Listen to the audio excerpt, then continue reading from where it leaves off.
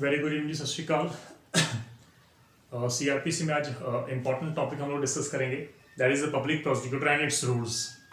Public prosecutor as we all know that उसको हम लोग गवर्नमेंट प्लीडर भी कहते हैं। पब्लिक मीन्स गवर्नमेंट प्लीडर जो स्टेट को रिप्रेजेंट करता है।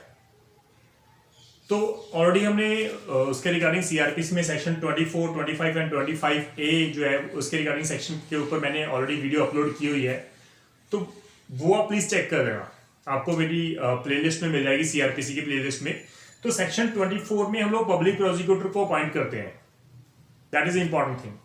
और 25 में असिस्टेंट पब्लिक प्रोसिक्यूटर को हम लोग अपॉइंट करते हैं। जो पूरे स्टेट में पब्लिक प्रोसिक्यूटर जो होता है उसका जो डिपार्टमेंट होता है, हेड होता है, वो डायरेक्टर ऑफ प्रोसिक्यूशन हम लोग बोलते हैं, जो 25A में डिफाइन किया गया है, जहां से पूरा गवर्नमेंट का रोल शुरू होता है, पूरे पब्लिक प्रोसिक्यूटर का रोल शुरू होता है। तो ये जो सेक्शन है ऑलरेडी हमने डिफाइन, उसको मैंने काफी एक्सप्लेन किया हुआ है, तो प्लीज उसको चेक कर लेना। आज हम लोग बात करेंगे सेक्शन 301, 302 एंड 321 ऑफ सीआरपीसी। काफी इंपॉर्टेंट है 321, जहां पर हम लोग विड्रॉल फ्रॉम द प्रोसिक्यूशन की बात कर रहे हैं। ये टॉपिक जो है बेसिकली, ये सेक्शन जो है पर्टिकुलरली इसके रिगार्डिंग हम 2 केस लॉ करेंगे, काफी इंपॉर्टेंट है। मेन में डायरेक्टली क्वेश्चन पुट किए थे 321 को लेके, तो प्लीज उसको ध्यान में रखना, ये मेन पॉइंट ऑफ व्यू बहुत इंपॉर्टेंट है। तो स्टार्ट करते हैं हम लोग डायरेक्ट लैंग्वेज से। 301 सेक्शन जो हम लोग बात करें, वहां पर लिखा हुआ है appearance by public prosecutor. Appearance, यहां पर मैं एक बात बिल्कुल क्लियर कर रहा हूं कि अगर आप किसी प्राइवेट काउंसिल को अगर आप हायर करते हो तो you have to sign the vakalatnama. जो प्राइवेट काउंसिल होता है उनको वकालतनामा होता है, क्योंकि आपके बिहाफ पे वो कोर्ट में अपेयर होते हैं, तो आपको you have to sign the vakalatnama. तो ये इंपॉर्टेंट है, वो आपकी परमिशन के बिना कोर्ट में अपेयर नहीं हो सकते। लेकिन यहां पर अगर पब्लिक प्रोसिक्यूटर की बात करें तो वो स्टेट केसेस में बिना किसी परमिशन के अपेयर हो सकता है। तो 301 क्या कहता है, द पब्लिक प्रोसिक्यूटर या फिर असिस्टेंट पब्लिक प्रोसिक्यूटर, जिनको 24 और 25 सेक्शंस में अपॉइंट किया गया है, जो केस के चार्ज होते हैं। तो यहां पर लिखा पब्लिक प्रोसिक्यूटर और assistant public prosecutor in charge of the case, जिनके हाथों में वो केस है, may appear and plead without any written authority. उसको किसी अथॉरिटी की जरूरत नहीं है, रिटन अथॉरिटी की जरूरत नहीं है, वो डायरेक्टली अपेयर होता है, क्योंकि गवर्नमेंट ने उसको हायर ही इसलिए किया है, गवर्नमेंट ने उसको पॉइंट ही इसलिए किया है कि आप स्टेट को रिप्रेजेंट करो, तो उसको फर्दर परमिशन की जरूरत नहीं है। He has to just told I am the public prosecutor, that's it. तो बिफोर एनी कोर्ट, किसी भी कोर्ट में जहां पर इंक्वायरी है, ट्रायल है, अपील है, उसमें पब्लिक प्रोसिक्यूटर बिना अथॉरिटी के अपेयर हो सकता है, यहां पर 301 में मेंशन किया गया है। सेकंड क्लॉज कहती है अगर वहां पर लाइक कंप्लेनेंट है, क्योंकि स्टेट में कंप्लेनेंट होगा जिसके बिहाफ पे एफआईआर दर्ज की गई है, एफआईआर रजिस्टर्ड की गई है, अगर वो कंप्लेनेंट चाहता है कि पब्लिक प्रोसिक्यूटर के ऊपर मुझे ट्रस्ट नहीं है, मैं अपना खुद का प्राइवेट काउंसिल हायर कर लेता हूं, तो वो कर ले, वो तो उसकी चॉइस है। लेकिन यहां पर 301 की सेकंड क्लॉज इतनी इंपॉर्टेंट है कि क्यों आपके द्वारा जो अपॉइंट किया गया है प्राइवेट काउंसिल, वो पब्लिक प्रोसिक्यूटर के अंडर काम करेगा। यहां पर लिखा गया है if in any case any private persons instruct a pleader, अगर प्राइवेट पर्सन कोई कंप्लेंट है, वो अपने प्लीडर को इंस्ट्रक्ट करता है कि आप मेरे केस को प्रोसिक्यूट करें, in charge right any court, any person in any court, the public prosecutor और assistant public prosecutor in charge of the case shall conduct the prosecution. तो प्रोसिक्यूशन कौन करेगा, उसकी विटनेसेस जो है उनको एग्जामिन कौन करेगा, public prosecutor. The private counsel has no right to examine the witness, because यहां पर राइट किसका है, पब्लिक प्रोसिक्यूटर का है। लेकिन and the pleader so interested shall act therein under the direction of the public prosecutor. यहां पर भी मेंशन किया गया कि जो प्राइवेट काउंसिल होगा वो पब्लिक प्रोसिक्यूटर के या असिस्टेंट पब्लिक प्रोसिक्यूटर के अंडर काम करेगा। दैट मींस हेड कौन होगा, पब्लिक प्रोसिक्यूटर, वो उसके अंडर काम करेगा।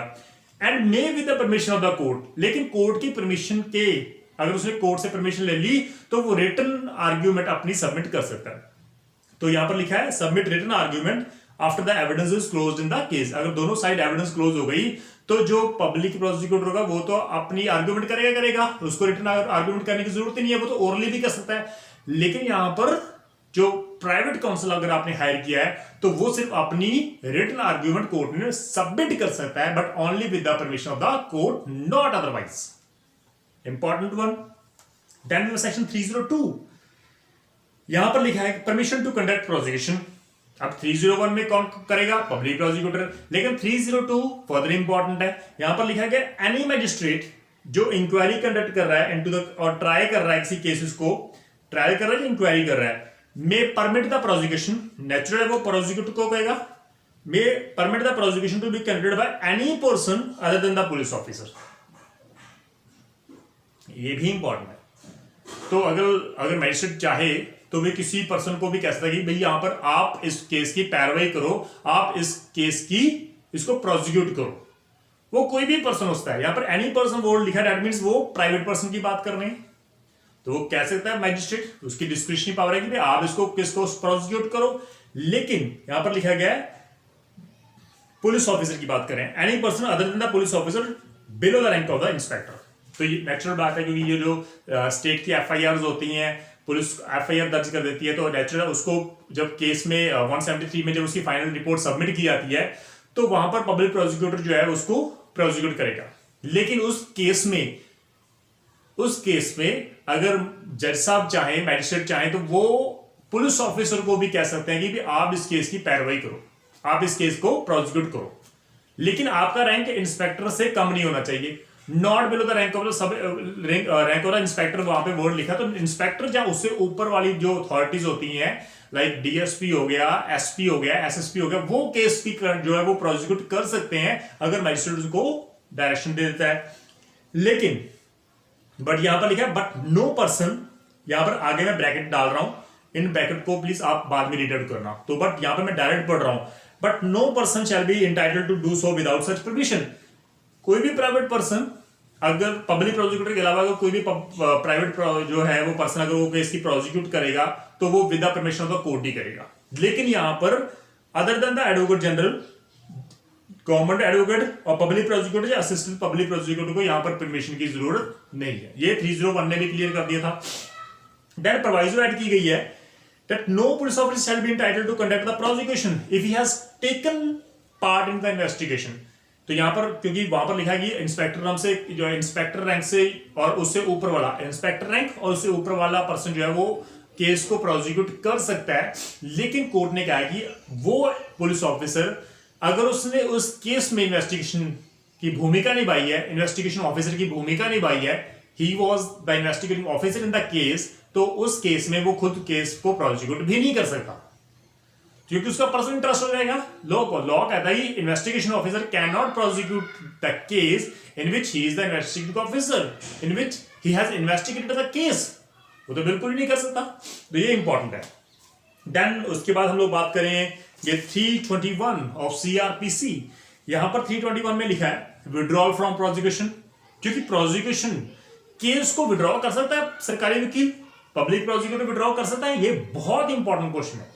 321 मोस्टली मेंस में डाला जाता है क्वेश्चन। तो यहां पर लिखा है withdrawal from prosecution means public prosecutor और असिस्टेंट पब्लिक प्रोसिक्यूटर जो केस का इंचार्ज है may with the consent of the court, यहां पर लिखा गया है कोर्ट की कंसेंट से किसी भी स्टेज पर at any time before the judgment is pronounced. लेकिन कोर्ट ने भी जजमेंट प्रोनाउंस ना की हो उससे पहले आप जब मर्जी आपका दिल चाहे आप केस को विड्रॉ कर सकते हो। Withdraw from the prosecution of any person either generally किसी पर्टिकुलर नाम, लाइक अगर वहां पर 4 अक्यूज हैं ए बी सी डी, तो आप किसी एक पर्सन के अगेंस्ट भी विड्रॉ कर सकते हो। That I withdraw my case means किसके रिगार्डिंग, सी के रिगार्डिंग। तो अगेंस्ट द सी मैं विड्रॉ कर रहा हूं, ए बी और डी वो अक्यूज्ड हैं, उनके अगेंस्ट मैं ट्रायल करूंगा, तो ये पब्लिक प्रोसिक्यूटर कैसा हो या सारा का सारा केस भी वो विड्रॉ कर सकते हैं पब्लिक प्रोसिक्यूटर। तो withdraw from the prosecution of any person either generally और इन रिस्पेक्ट ऑफ वन और more of the offences for which he is tried और अपॉन सच विड्रॉल। तो एक केस के रिगार्डिंग में यहां पे बात लिखा है, एक ऑफेंस के रिगार्डिंग उसको विड्रॉ कर सकता है। लेकिन लाइक सपोज कोई सेक्शन है 325, 324, 323, अगर पब्लिक प्रोसिक्यूटर को लगता है कि 325 जो है वो इंग्रेडिएंट हम लोग साबित ही नहीं कर सकते, हम लोग प्रूफ ही नहीं कर सकते बिकॉज डॉक्टर के अकॉर्डिंग वो सिंपल इंजरीज है, लेकिन पुलिस वालों ने 325 लगा दी, तो there is no grievous injury, तो against the accused person the public prosecutor can withdraw section 325। तो ऑफेंसेस एक पर्टिकुलर के रिगार्डिंग वो विड्रॉ भी कर सकता है। यहां पर फर्दर लिखा है upon such withdrawal it is made against before a charge has been framed. तो यहां पर कुछ कंडीशंस हैं कि if it is made like अगर आप विड्रॉ कर रहे हो केस को, कब? चार्ज लगाने से पहले आपने विड्रॉ कर लिया, the Q shall be discharge. तो यहां पे हमने क्या किया था स्टार्टिंग में कि अगर चार्ज नहीं लगा तो वो डिस्चार्ज होगा, और अगर चार्ज फ्रेम कर दिया क्यूज के अगेंस्ट तो जहां तक वो क्विट होगा जहां कन्विक्ट होगा।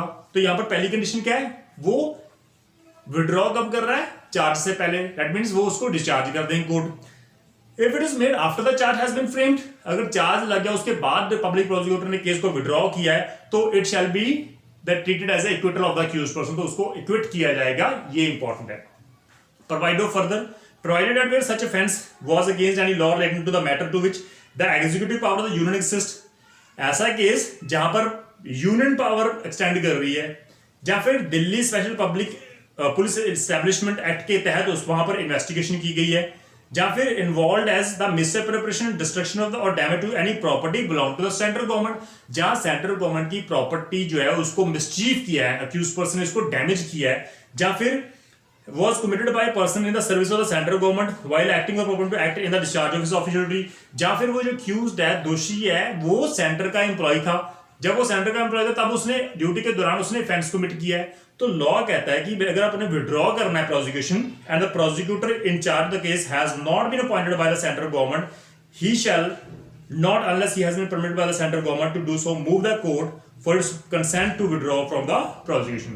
तो यहाँ पर अगर तो पब्लिक प्रोसिक्यूटर सेंटर द्वारा अपॉइंट किया गया तो वो विड्रॉ कर सकता है। अगर सेंटर ने उसको अपॉइंट नहीं किया तो लॉ कहता है कि भाई यहाँ पर इस केसेस में, क्योंकि दिल्ली स्पेशल एस्टैब्लिशमेंट एक्ट वो सेंटर का है, आप गवर्नमेंट एम्प्लॉय थे सेंटर को, तब आपने वो ऑफेंस कमिट किया है, तो ठीक है। तो इन केसेस में या फिर सेंट्रल गवर्नमेंट की प्रॉपर्टी को आपने डैमेज किया एक्यूज ने, तो इन केसेस में सेंट्रल गवर्नमेंट की परमिशन के बिना पब्लिक प्रोसिक्यूटर केस को विड्रॉ नहीं कर सकता, क्योंकि यहां पर इंटरेस्ट किसका है? सेंट्रल गवर्नमेंट का।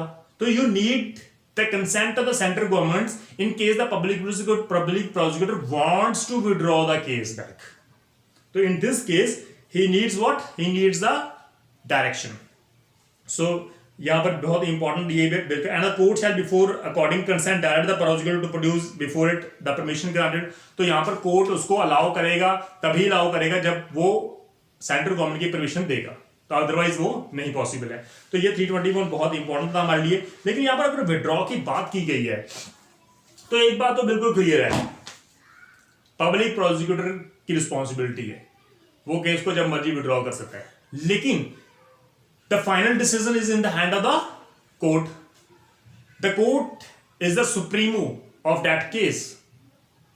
He is in the charge of the case. Basically, in charge अगर मैं बात करूं तो पब्लिक प्रोसिक्यूटर भी है, लेकिन वो किस कोर्ट में है? वो कोर्ट की जिम्मेवारी है, वो ये चेक करेगी कि क्या पब्लिक प्रोसिक्यूटर अपने माइंड यूज कर रहा है या नहीं कर रहा, या किसी के अंडर काम करके उसको विड्रॉ कर रहा है। ये भी इंपॉर्टेंट है, क्योंकि in the interest of justice ये जरूरी है कि कोर्ट ये चेक करे कि जो पब्लिक प्रोसिक्यूटर है वो वॉलंटरली एक्ट कर रहा है या नहीं कर रहा। तो we have two cases in this, like state versus Mohammad Ismail की इस केस में कहा था, an order granting permission to withdraw the prosecution slowly on the ground that the accuse was not available was held to be unsustainable. यहां पर इस case में सरकारी जो वकील था उसने 321 में एप्लीकेशन लगा दी विड्रॉ की, और ग्राउंड क्या था कि अक्यूज अवेलेबल नहीं है। तो अगर अक्यूज अवेलेबल नहीं है आप विड्रॉ नहीं कर सकते। यहां पर इस केस में विड्रॉ जो उसने एप्लीकेशन लगाई थी वो रिजेक्ट कर दी कोर्ट ने कहा कि आप 299 में ऑफ सीआरपीसी में अपने जो जितने भी विटनेस है उनको एग्जामिन करो और क्लोज कर दो अपनी एविडेंस, बात खत्म। जब अक्यूज पकड़ा जाएगा तब देखी जाएगी, लेकिन आप विड्रॉ नहीं कर सकते। सिर्फ on the ground, just only slowly on the ground कि अक्यूज अवेलेबल नहीं है, इस एक ग्राउंड के बिहाफ पे आप केस को विड्रॉ नहीं कर सकते। कोर्ट ने ये बिल्कुल हेल्ड किया था। Then here was another case, Abdul Karim versus state of Karnataka. ये काफी इंपॉर्टेंट केस है हमारे लिए, क्योंकि इस केस में जो इशू था वो था वीरप्पन, जिसने किडनैप किया था राजकुमार फिल्म स्टार को और डिमांड की थी कि मेरे फ्रेंड को आप रिलीज कर दो जो आपने जेल में डाला हुआ है, तब मैं जाके राजकुमार को छोड़ूंगा।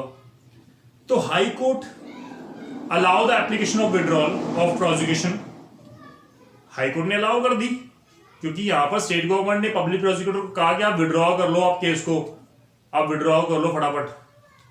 तो उसने विड्रॉ की एप्लीकेशन लगा दी, हाई कोर्ट ने उसको एक्सेप्ट कर लिया। लेकिन सुप्रीम कोर्ट कहती है held that the statutory responsibility for deciding upon withdrawal securely rest on the public prosecutor.